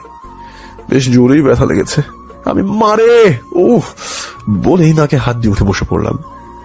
যেটা হয়েছে সেটা হলো, নিশির একটা হাত ঠিক আমার নাক বরাবর এসে লেগেছে। এই মেয়েটা তো দেখছি ঘুমের মধ্যে হাত পা ছোড়াছুড়ি করে, কিন্তু নিশি বিছানাতে এলো কি করে? আমার কোকানি শুনে নিশি উঠে পড়েছে। চোখ কচলাতে কচলাতে বলল, কি হয়েছে হ্যাঁ? তারপর হঠাৎই চোখ বড় বড় করে বলল, হে কি, তোমার নাক দিয়ে রক্ত পড়ছে কেন? আমি বললাম, কি রক্ত? হাত দিয়ে দেখলাম সত্যি তো রক্ত বেরিয়ে গেছে। তো কি মারাটাই না মারছে রে। কি হয়েছে তোমার নাকে? রক্ত এলো কি করে? আমি নাকের আগাটা চেক করে নিলাম যে ঠিক আছে কিনা। তারপর বললাম, কি হয়েছে মানে? তুমি তো বললে এত জোরে কেউ কাউকে মারে। নিশি অবাক দৃষ্টিতে আমার দিকে তাকিয়ে বলল, আমি আবার কখন? কখন মানে? ওই যে ঘুমের মধ্যে এত জোরে হাতটা আমার নাক বরাবর ছেড়েছো। এক মিনিট, তুমি বিছানাতে কেন? মানে আসলে আমার ফ্লোরে শুয়ে অভ্যাস নেই তো, ঘুম আসছিল না, তাই বিছানাতে চলে এসেছি। তুমি বেশি ব্যথা পাওনি তো? আরে না না, ব্যথা পাবো কেন, শুধু রক্তই তো বেরিয়ে গেছে। তারপর চেঁচিয়ে বললাম, আরে এত জোরে লেগেছে, ব্যথা তো পাবোই। তো আমি আসলে ইচ্ছে করে করিনি। তুমি বসো, আমি বরফ নিয়ে আসছি। দরকার নেই, তোমার আমাকে নিয়ে এত ভাবতে হবে না, অনেক হয়েছে, সরো। এরপর আমি ওয়াশরুমে চলে এলাম। ফ্রেশ হয়ে বের হতেই দেখি নিশি সামনে এসে হাজির। আমার দিকে একটা চায়ের কাপ এগিয়ে দিয়ে বলল, নাও। আমি ওকে পাশ কাটিয়ে এসে তোয়ালে দিয়ে মুখ মুছতে মুছতে বললাম, লাগবে না। কেন? আমি এনেছি বলে? ধরে নাও তাই। নিশির দিকে তাকিয়েছিলাম, ও চোখ জোড়া ছল ছল করছে, চোখের কোণে মেঘ জমে গেছে। নিশি কিছুক্ষণ এইভাবে দাঁড়িয়ে থাকে, আর কিচ্ছু না বলে ঘর থেকে বেরিয়ে গেল। আমি হাত থেকে তোয়ালেটা রেখে যেই বিছানাতে বসেছি, এমনি নিশি আবারও এসে হাজির। আশ্চর্য, এই মাত্রই তো বেরিয়ে গেল, আবারও ফিরে এলো কেন? নিশি ঘরে ঢুকেই বলল, তুমি কি সত্যি আমাকে আর ভালোবাসো না? নিশির এইরকম প্রশ্নে বেশ অবাক হয়ে দাঁড়িয়ে পড়লাম। তারপর বললাম, হঠাৎ করে এরকম প্রশ্ন কেন? যেটা জিজ্ঞেস করেছি সেটার উত্তর দাও। আসলে নিশির প্রতি আমার অভিমানটা এখনো ঠিক কাটিয়ে উঠতে পারিনি, তাই বলে দিলাম, না, ভালোবাসি না। কথাটা শুনেই নিশি আমার দিকে কিছুক্ষণ অসহায় ভাবে তাকিয়ে রইল। তারপর বলল, ঠিক আছে। ঠিক আছে মানে? নিশি আর কিছু না বলে ঘর থেকে বেরিয়ে যায়। নিশির ব্যবহারটা আমার কাছে কেমন যেন অদ্ভুত ঠেকল, তাই আমিও নিশির পিছনে পিছনে ঘর থেকে বেরোলাম। নিশিকে ছাদের দিকে গেল, তাই আমিও গেলাম। ছাদের দরজার কাছে গিয়ে দেখলাম নিশি ছাদের রেলিংটা ধরে কান্না করছে। নিশির দিকে এগোতে গিয়ে হঠাৎ করে ভাবলাম, থাক, এখন নিশি কেঁদে আর একটু কষ্ট পেয়ে নিক, বাড়িতে গিয়ে সব ঠিক করে নেব। তাই আমি আবারও ঘরে ফিরে এলাম। কিছুক্ষণ পরে ঘর থেকে নিশির এক কাজিন আসলো আর বলল নিচে গিয়ে নাস্তা করার জন্য। আমি নিচে গিয়ে সবাইকে গুড মর্নিং জানিয়ে খাবার টেবিলের সামনে বসে পড়লাম। নিশি এখনো আসেনি, তাই জিজ্ঞেস করতে যাব যে নিশি কোথায়। তখনই দেখি নিশি আসলো আর আমার পাশের চেয়ারটাতে বসে পড়লো। নিশি চুপচাপ নাস্তা করছে, কোনো কথাই বলছে না। নাস্তা করে নিশি উঠে যেতেই বললাম, নিশি গিয়ে রেডি হয়ে নাও, আমরা আজকেই বাড়ি ফিরবো। নিশি কিছু না বলে উপরে চলে গেল। আমিও খাবার শেষ করে সবার সাথে কিছুক্ষণ কথাবার্তা বলে উপরে রুমে গেলাম। গিয়ে দেখি নিশি এখনো তৈরি হয়নি। ওর সামনে গিয়ে বললাম, কি হলো, এখনো তৈরি হওনি কেন, জলদি করো। নিশি মুখটা ফিরিয়ে নিয়ে বলল, আমি যাব না। যাবে না মানে? দেখো, নাটক না করে তৈরি হয়ে নাও, আমাকে আবার অফিসেও যেতে হবে। কি? আমি নাটক করছি? নাটক তো তুমি করছো। এতদিন ভালোবাসি ভালোবাসি বলে আমার পেছনে পড়েছিলে, আর এখন যখন আমিও তোমাকে ভালোবাসি তুমি বলছো আমাকে নাকি ভালোবাসো না। আমাকে তো সহ্য করতে পারছো না, তাই তোমাকে আর কষ্ট দিব না। তুমি তোমার বাড়িতে চলে যাও, আমি এখানেই থাকবো। নিশির নাক টানা শুরু হয়ে গেছে। আর একটু মজা নেওয়ার জন্য বললাম, নিশি দেখো, কথা না বাড়িয়ে তৈরি হয়ে নাও। তুমি আমার সাথে বাড়িতে না ফিরলে মা বাবা জিজ্ঞেস করলে কি বলবো আমি? এবার নিশি আমার দিকে ঘুরে তাকালো, ওর চোখ দিয়ে জল পড়ছে আর কান্না জড়িত কণ্ঠে বলে উঠল, কি আমি বাড়িতে যাচ্ছি না সেটা নিয়ে তোমার মাথা ব্যথা নেই? তুমি ভাবছো মা বাবাকে গিয়ে কি বলবে? তারপর হঠাৎই নিশি অগ্নিমূর্তি ধারণ করে খাটের তলা থেকে আমার লাগেজটা বের করে আমার হাতে ধরিয়ে দিয়ে বলল, এই নাও, তুমি চলে যাও তোমার বাড়ি, আমি যাব না। তারপর আমাকে বাইরে বের করে দরজাটা বন্ধ করে দিল। আমি হতভম্বের মতো দাঁড়িয়ে রইলাম। নিশি যে এইভাবে রিয়াক্ট করবে আমি কখনো কল্পনাও করিনি। তবে নিশির এই আচরণে ভীষণ রাগ হচ্ছে ওর উপরে। আমাকে বের করে দিয়েছে না। আমি আর এক মুহূর্ত ওখানে দাঁড়িয়ে থাকলাম না, কাউকে কিছু না বলে নিশিদের বাড়ি থেকে বেরিয়ে গেলাম। কিছুক্ষণের মধ্যে বাড়িতে পৌঁছে গেলাম। বাড়িতে ঢুকতেই মা এসে বলল, কিরে নিশি কোথায়? আমি উপরে উঠতে উঠতেই বললাম ওদের বাড়িতেই আছে। তারপর রুমে এসে অফিসের জন্য তৈরি হয়ে চলে এলাম অফিসে। নিজের কাজে মনোযোগ দিলাম। কিছুক্ষণ কাজ করার পর মাথাটা একটু ঠান্ডা হলো। তখন দেখলাম ফোনের স্ক্রিনে আলো চলছে। হাতে নিয়ে দেখি মা ফোন করেছে। আসলে ফোনটা সাইলেন্ট করা ছিল। ফোন রিসিভ করতেই মা বলে উঠল, কি রে, তুই কোথায়? কেন? আমি তো অফিসেই আছি। বৌমার সাথে তোর কি কোনো কিছু নিয়ে ঝগড়া হয়েছে নাকি? না তো, ঝগড়া হবে কেন? তাহলে নিশি ফোন করে এত কান্নাকাটি করছে কেন? তুই কাউকে কিছু না বলেই চলে এসেছিস, আর নিশির ফোনও নাকি ধরছিস না। মা আমি ফোনটা রাখছি, অনেক কাজ পড়ে আছে। এরপর ফোনটা কেটে দিলাম। চেক করে দেখলাম নিশি অনেকগুলো ফোন করেছিল। হয়তো ফোনটা সাইলেন্ট থাকার কারণে বুঝতে পারিনি। বলতে বলতে নিশির ফোন রিসিভ করতেই কান্নার আওয়াজ। আমি বললাম, তুমি কি তোমার কান্না শোনানোর জন্যই ফোন করেছো?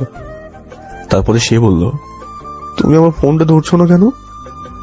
আমি বললাম, ফোন সাইলেন্ট করা ছিল। এখন বলো কেন ফোন করেছো?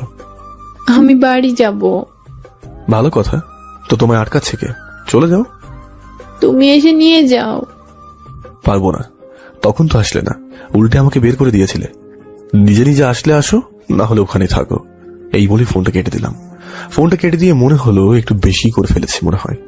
তাই কিছুক্ষণ ভাববার পর মাথায় একটা বুদ্ধি এলো। সাথে সাথেই পাশের একটা শপিং সেন্টার থেকে নিজের পছন্দের একটা নীল শাড়ি কিনে সাথে একটা চিরকুট লিখে ওদের বাড়িতে পাঠিয়ে দিলাম।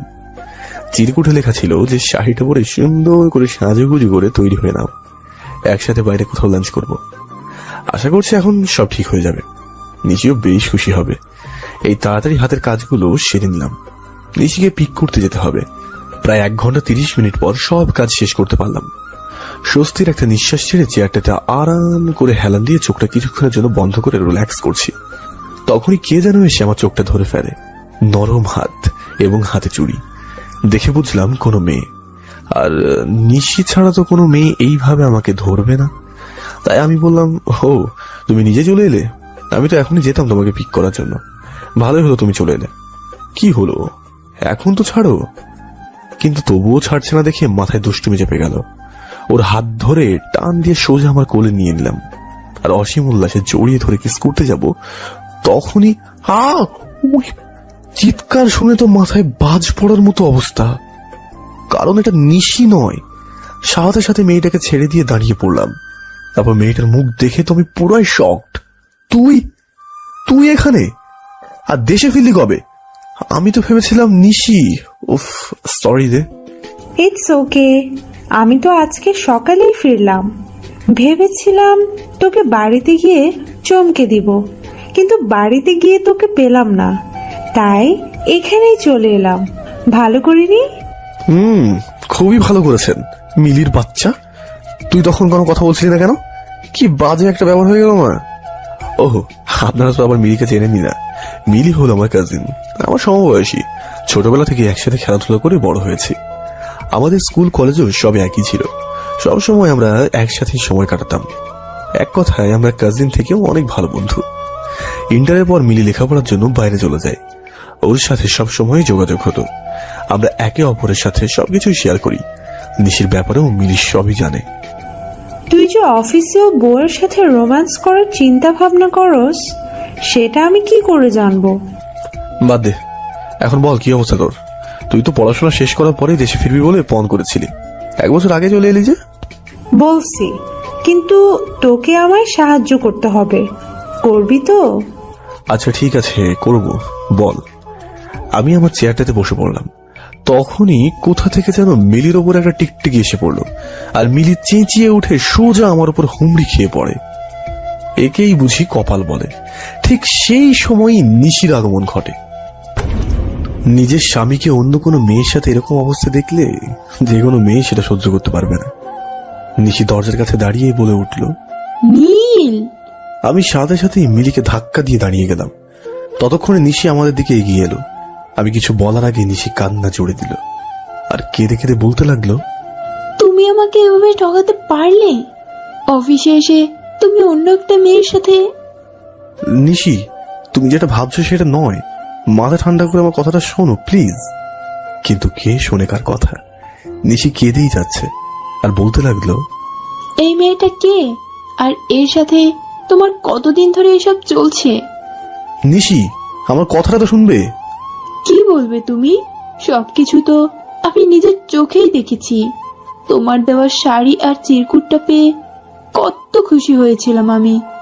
এত যত্ন করে সেজেছিও।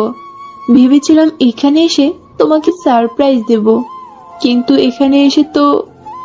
এতক্ষণ আমি খেয়াল করিনি নিশিকে তো আজকে নীল শাড়িতে হেভি লাগছে। কান্নাকাটি করে নাক মুখ লাল হওয়ার কারণে নিশিকে আরো বেশি কিউট দেখাচ্ছে। আমার মুখ দিয়ে কথাটা তো বেরিয়ে গেল, বা আজকে তোমাকে তো দারুণ লাগছে। এমন একটা পরিস্থিতিতে আমার মুখ থেকে এমন একটা কথা শুনে নিশি বেশ অবাক হয়। চোখ বড় বড় করে হাঁ হয়ে আমার দিকে তাকিয়ে রইল। নিশি হয়তো বুঝতে পারছে না ওর কি করা উচিত। এরপর নিশি আমার দিকে কিছুটা এগিয়ে এসে দাঁত খিচিয়ে বলল, তুমি? এক মিনিট দাঁড়াও নিশি, তোমার একটা ভুল হচ্ছে। তুমি যেটা ভাবছো তেমন কিছুই না। আরে নীল আর আমি তো একে অপরের ভালো বন্ধু, আবার আমরা কাজিনও। তুমি কি আমাকে বোকা পেয়েছো? আমি নিজের চোখে দেখেছি তোমরা কি কি করছিলে। আরে ওটা তো অ্যাক্সিডেন্টালি হয়েছে। তারপর মিলি সবকিছু খুলে বলল। নিশি আমাদের কথা বিশ্বাসই করতে চাইছে না। তখন আমি বললাম, ঠিক আছে, তুমি যদি আমাদের কথা বিশ্বাস করতে না পারো তাহলে এই রুমে সিসিটিভি ফুটেজ দেখতে পারো। দাঁড়াও, আমি তোমাকে দেখাচ্ছি। এই বলে ল্যাপটপটা হাতে নিতে নিশি বলল, থাক, লাগবে না। তারপর নিশি মিলির দিকে এগিয়ে গিয়ে বলল, সরি মিলি, আসলে এমন একটা দৃশ্য দেখে আমার মাথা গরম হয়ে গেছিল। ইটস ওকে, এখানে তোমারও দোষ নেই। যে কেউ এমনটাই ভাবতো। তখনই মিলির ফোনটা বেজে উঠল। মিলি দেখে ফোনটা রেখে দিল। তারপর বলল, আচ্ছা আমি তাহলে এখন আসি, তোমরা নিজেদের মধ্যে সব ঠিক করে নিও। মিলি, তুই নাকি বলবি বলছিলি? পরে বলবো, এখন তোদের মাঝে থাকলে তোর বউ আবার রাগ করতে পারে। কথা বলে একটা মুচকি হাসি দিয়ে মিলি বেরিয়ে গেল। আমি একটু ভাব নিয়ে মুখ ফুলিয়ে চেয়ারে বসে পড়লাম। নিশি তখন আমার সামনে এসে বসে বলল, সরি, আমার ভুল হয়ে গেছে। তখন আমি দাঁড়িয়ে বললাম, তুমি কোনো ছোটখাটো ভুল করনি, আমাকে সন্দেহ করেছো। আমি তো তোমাকে এত সহজে ক্ষমা করে দেব না। তুমি ভাবলে কি করে? আমার সিরিয়াস মুখ দেখে নিশি ভয়ে একেবারে চুপসে গেছে। কাঁদো কাঁদো গলায় বলল, আর কখনো এমন করব না, প্লিজ এবারের মতো ক্ষমা করে দাও। তারপর আমি নিশি দিকে এগিয়ে গিয়ে বললাম, ঠিক আছে, তোমাকে ক্ষমা করে দিতে পারি, তবে তোমায় আমাকে একটা জিনিস দিতে হবে। আমি তোমাকে কি দিতে পারি না? আমি নিশির একেবারে মুখের কাছে গিয়ে বললাম, অনেক কিছুই তো দিতে পারো। নিশি পিছিয়ে গিয়ে বলল, মানে কি বলোস? নিশিকে আর কিচ্ছু বলতে না দিয়ে নিশিকে দেওয়ালের সাথে চেপে ধরে ঠোঁটগুলো নিজের আয়ত্তে নিয়ে নিলাম। নিশি চোখ বড় বড় করে আমার দিকে তাকিয়ে আছে। প্রায় 2 মিনিট পর নিশিকে ছাড়লাম। দুজনেই হাঁপাচ্ছি। নিশিকেই প্রথমবার কিস করলাম। অদ্ভুত একটা অনুভূতি কাজ করছে, কিন্তু এইটুকুতে যেন মন ভরছে না। আমার আরো একটা কিস চাই। তাই আবারও নিশির কাছে যেতে নিশি ধাক্কা দিয়ে আমাকে সরিয়ে দিল। কি হলো? তুমি কি ভুলে যাচ্ছ যে এটা তোমার অফিস? যদি কেউ এসে পড়ে? আরে এখানে আবার কি আসবে? কেউ আসলেও নক করেই আসবে। বসের রুমে তো আর কেউ সোজাসুজি ঢুকে পড়বে না। তারপরও আমার কেমন যেন লাগছে। এখানে সব চলবে না, বুঝলে? তারপর নিশি হঠাৎ করে আবেগী গলায় মিষ্টি করে বলল, তুমি না আমাকে লাঞ্চে নিয়ে যাবে বলেছিলে? কখন যাবে শুনি? কয়টা বাজে দেখেছো? আমার কিন্তু খুব খিদে পেয়েছে। কি আর করার, ঠিক আছে চলো। এরপর আমরা অফিস থেকে বেরিয়ে পড়লাম। গাড়ি নিয়ে সোজা একটা রেস্টুরেন্টে পৌঁছে গেলাম। আমি আগে থেকে একটা টেবিল বুক করে রেখেছিলাম। দুজনে মিলে খাবার অর্ডার করলাম। দুজনেরই খুব খিদে পেয়ে গেছে, তাই খাবার আসতে খাওয়া শুরু করে দিলাম। একে অপরের খাওয়া দেখে নিজেরাই হেসে দিলাম। খেতে খেতে নিশির দিকে তাকিয়ে দেখলাম সে খাওয়া থামিয়ে আমার পিছনে কিসের দিকে যেন তাকিয়ে আছে। তখন বললাম, কি হলো, খাচ্ছ না কেন? ওইদিকে দেখো, ওটা মিলি না? আমি ঘাড় ঘুরিয়ে দেখে বললাম, হ্যাঁ মিলি তো। মিলি এখানে কি করছে? আশ্চর্য, আরে এটা রেস্টুরেন্ট, আমাদের মতো মিলিও মনে হয় এখানে খেতে এসছে। এখানে তো ভাববার কি আছে? ভালো করে তাকিয়ে দেখো, মিলির সাথে একটা ছেলেও আছে, মনে হয় ওর বয়ফ্রেন্ড হবে। আমি খাবার চিবোতে বললাম, মিলির কোনো বয়ফ্রেন্ড নেই, ওটা হয়তো ওর কোনো ফ্রেন্ড হবে। তুমি কি করে জানো যে ওর বয়ফ্রেন্ড নেই? কারণ আমরা দুজনে একে অপরের সাথে সবকিছু শেয়ার করি, আর বয়ফ্রেন্ড থাকলে আমাকে নিশ্চয়ই বলতো। হয়তো এটা বলেনি। আমি এই ব্যাপারে নিশ্চিত যে ছেলেটা মিলির বয়ফ্রেন্ডই। আরে মোটেও না, আজ পর্যন্ত মিলি আমার থেকে কিছুই লুকায়নি, আর এমন একটা বড় ব্যাপার তো কোনো মতেই হতে পারে না। কিন্তু তুমি এতটা নিশ্চিত হয়ে কি করে বলছো? কারণ একটু সময় নিয়ে তাকিয়ে দেখো, তোমার কলিগকে ছেলেটা কি সুন্দর করে খাইয়ে দিচ্ছে। তখন আমি তাকিয়ে দেখলাম নিশি ঠিকই বলেছে, ছেলেটা মনে হয় মিলির লাভারই হবে। একে অপরকে খাইয়ে দিচ্ছে, আবার হেসে হেসে কথা বলছে। আমার কিছুটা কষ্টও লাগছে। মিলির সাথে আমি সবকিছু শেয়ার করতাম, অথচ মিলি এত বড় একটা ব্যাপার আমার থেকে লুকিয়ে গেল। কিন্তু ছেলেটা কে বলো তো? আরে আমি কি করে বলবো, ছেলেটার মাথা ছাড়া তো এখন কিছুই দেখা যাচ্ছে না এখানে। চলো না গিয়ে দেখে আসি। আমি বুঝি না মেয়েদের এসব বিষয়ে এত আগ্রহ কেন। আর বললাম, না, যাওয়া দরকার নেই। কেন? দেখো, মিলি যখন নিজে থেকে আমাকে কিছু জানায়নি, তাহলে এখন ওখানে গিয়ে ওকে বিব্রত করার কোনো মানে হয় না। কিন্তু কে শোনে কার কথা? নিশির আগ্রহটা যেন একটু বেশি, আমাকে প্রায় টানতে টানতে চেয়ার থেকে উঠিয়ে ফেললো। কোনো উপায় না পেয়ে নিশির সাথে সাথে আমিও এগোলাম মিলিদের টেবিলের দিকে। একটু এগিয়ে যেতেই মিলি আমাদের দেখে ফেললো, আর সাথে সাথে দাঁড়িয়ে পড়লো। মিলির চোখে মুখে কিছুটা ভয়ের আভাস ফুটে উঠলো। এবার 100% শিওর যে ছেলেটা মিলির প্রেমিকই হবে। আমরা আরেকটু এগিয়ে যেতে মিলি ব্যস্ত হয়ে উঠে বললো, আরে তোরা এখানে? আমি ওখানে গিয়ে মিলির দিকে তাকিয়ে বললাম, আমরা তো এখানে লাঞ্চ করতে এসেছিলাম, কিন্তু তুই আমার সাথে এটা একদমই ঠিক করিসনি। নিশি তোদের না দেখলে তো আমি কোনোদিন জানতেই পারতাম না। তখন আমি নিশির দিকে তাকাতেই দেখি নিশি চোখ বিস্ফোরিত। নিশি অবাক চোখে মিলির বয়ফ্রেন্ডের দিকে তাকিয়ে আছে। আমিও এবার মিলির বয়ফ্রেন্ডের দিকে তাকালাম, কিন্তু এ কি, এ আমি কাকে দেখছি? ছেলেটি আর কেউ নয়, শিশির। নিশি আর আমি একে অপরের মুখের দিকে চাওয়াচাওয়ি করছি। আমরা ঠিক বুঝে উঠতে পারছি না যে আমাদের কি বলা উচিত। নীরবতাটা শিশিরই ভাঙলো। শিশির বলে উঠল, নিশি, তোরা এখানে? সেটা তো আমারও প্রশ্ন। তুই এখানে মিলির সাথে কি করছিস? তুই মিলিকে চিনিস? তোমরা একে অপরকে চিনো কি করে? নীল, তোরা শিশিরকে চিনিস নাকি? চিনবো না কেন, ও তো নিশির ভাই। কি? তো তোদের মাঝে কিভাবে কি হলো বলবি? বলছি শোন, আসলে শিশির আর আমার দেখাটা অস্ট্রেলিয়াতেই হয়েছে। প্রথম দেখাতেই শিশির আমাকে প্রপোজ করে ফেলে। ও যেভাবে স্ট্রেট ওর মনের কথাটা বলে দিয়েছিল যে আমার ওকে ভালো লেগে যায়, তারপর আমাদের সম্পর্কটা এগোতে থাকে। সবকিছুই ঠিকঠাক চলছিল, কিন্তু কি? তোর মনে আছে তোর কাছে একটা সাহায্য চেয়েছিলাম? হ্যাঁ, মনে আছে। আর কি একটা যেন বলবি বলেছিলি, সেটা কি এটাই?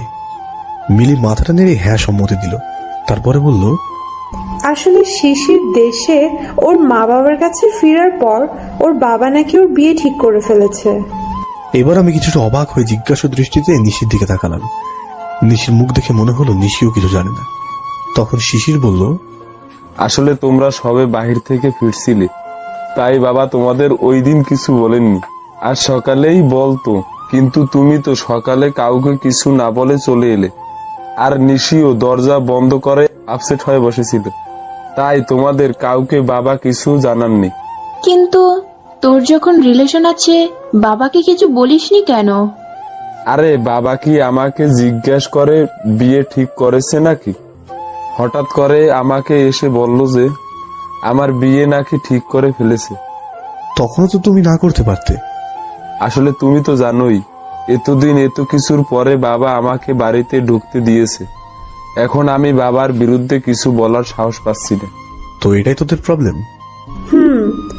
আমি তো খুবই টেনশনে ছিলাম যে কি করে কি করব। এখন তো দেখছি সব সমস্যা শেষ হয়ে যাবে। তুই আর নিশি মিলে নিশির বাবাকে বোঝালেই সব ঠিক হয়ে যাবে। ওকে, এই কথা রইল। এবার তাহলে খাওয়া যাক। সবাই মিলে লাঞ্চটা সেরে দিলাম।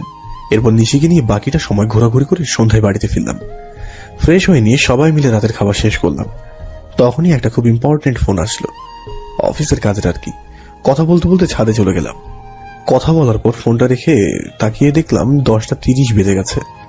অনেকটা সময় ধরেই কথা বলেছি। নিশি হয়তো এতক্ষণ অপেক্ষা করতে করতে রেগে গেছে। যাই হোক, ছাদ থেকে নেমে নিচে এলাম। রুমে ঢুকতেই দেখলাম নিশি ঘুমিয়ে পড়েছে। এতদিন পর আমাদের সব ঝামেলা শেষ হয়েছে, আর নিশি কিনা আজকেই ঘুমিয়ে পড়লো। আমার জন্য একটু অপেক্ষা করতেও পারলো না। কিছুটা কষ্ট হচ্ছে নিশির এরকম আচরণে। আবারও মনে হলো হয়তো আমার জন্য অপেক্ষা করতে করতেই ঘুমিয়ে পড়েছে। দরজাটা বন্ধ করে খাটের কাছে গিয়ে ডাক দিলাম, নিশি, তুমি কি ঘুমিয়ে পড়েছো? কোনো উত্তর নেই। তাই আমি খাটের ওপর উঠতে নিশি ধরফড়িয়ে উঠে বসলো আর রাগান্বিত কণ্ঠে বলে উঠলো, এই, তুমি একদম বিছানায় উঠবে না, নামো বলছি। অবাক হয়ে জিজ্ঞেস করলাম, তুমি জেগে আছো? তোমাকে না বিছানা থেকে নামতে বললাম। কিন্তু কেন? আর তুমি এত রেগে আছো কেন? কতক্ষণ ধরে তোমার জন্য অপেক্ষা করছি জানো?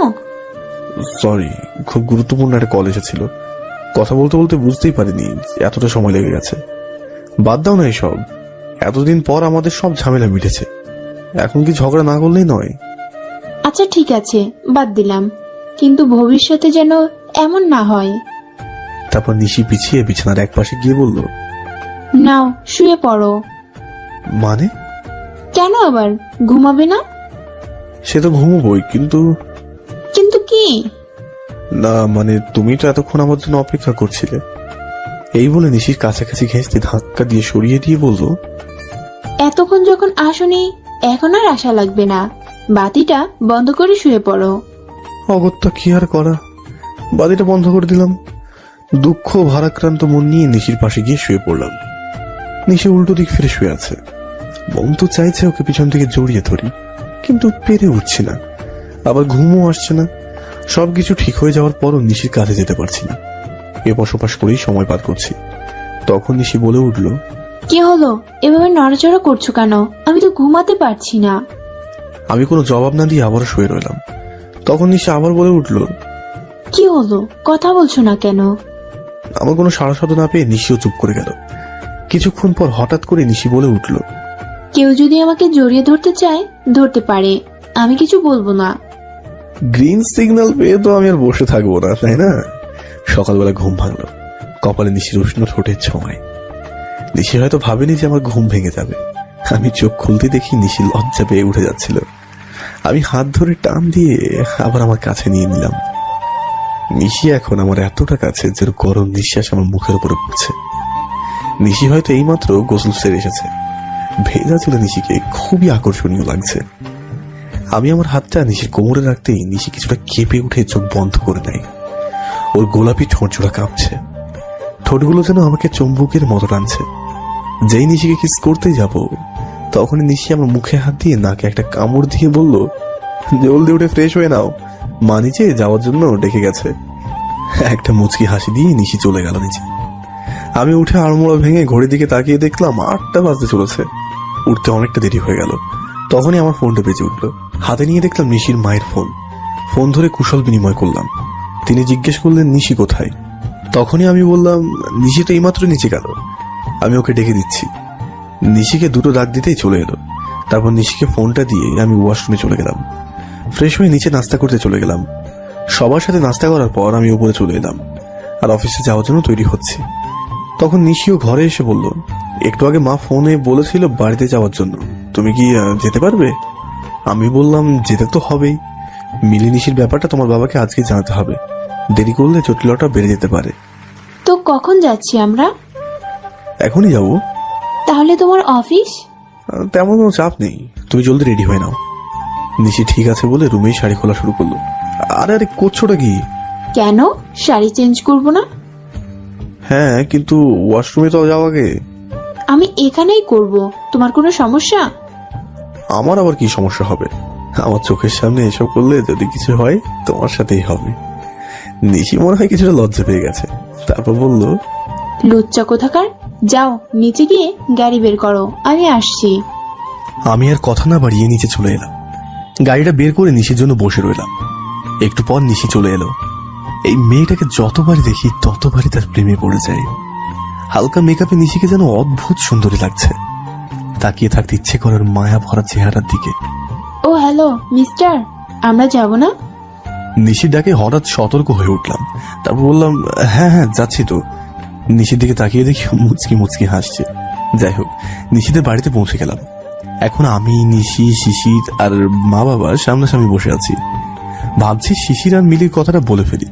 তখনই আমার শ্বশুরমশাই বলে উঠল, বাবা নীল, তোমাদের কাউকে না জানিয়ে আমি শিশিরের জন্য মেয়ে ঠিক করে ফেলেছি। মেয়েটা দেখতে সুন্দরী, শিক্ষিত আর বেশ গুণীয়। সবচেয়ে বড় কথা, মেয়েটার বংশ ভালো।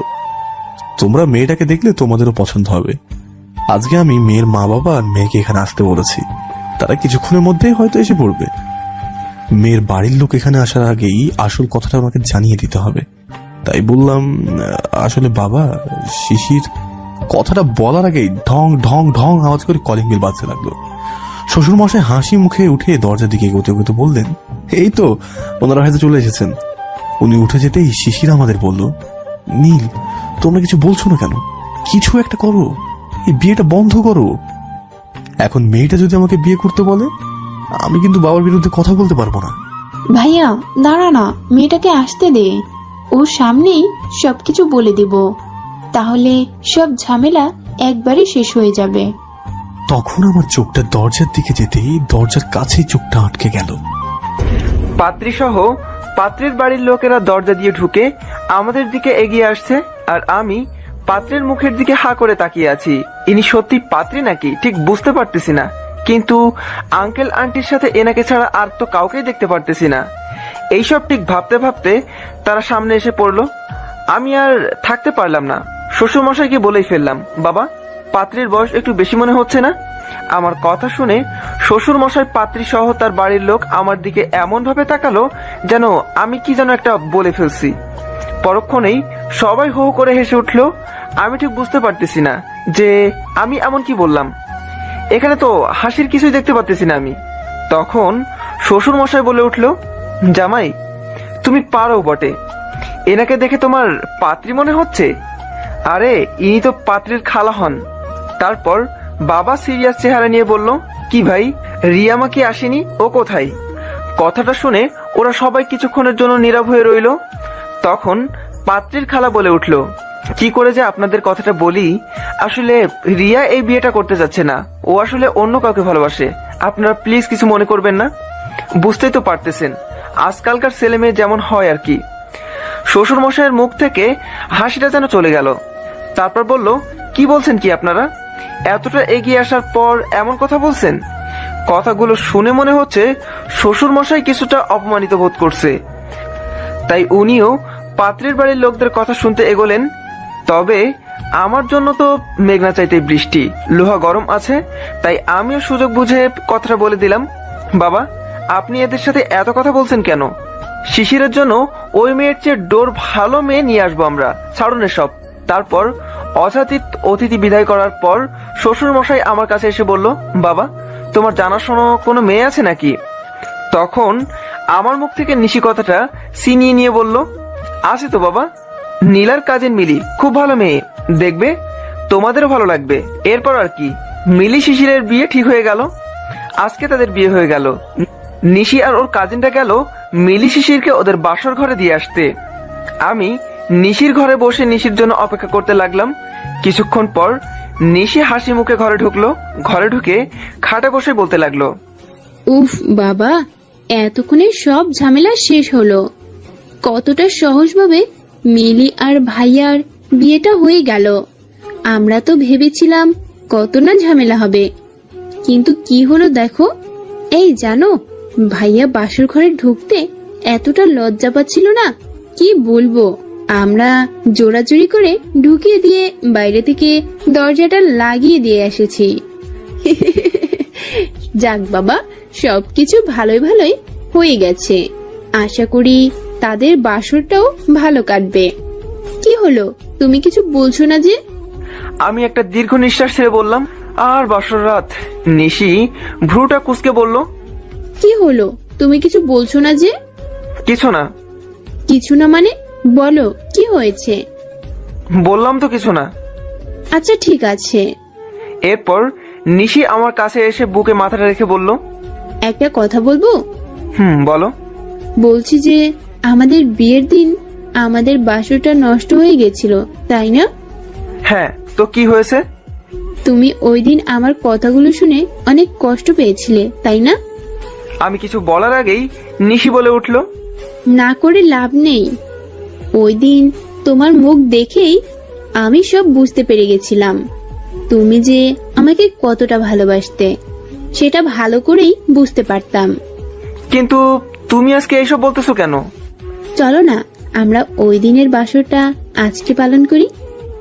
মানে কি বলছো তুমি? শুনতে পেলে না?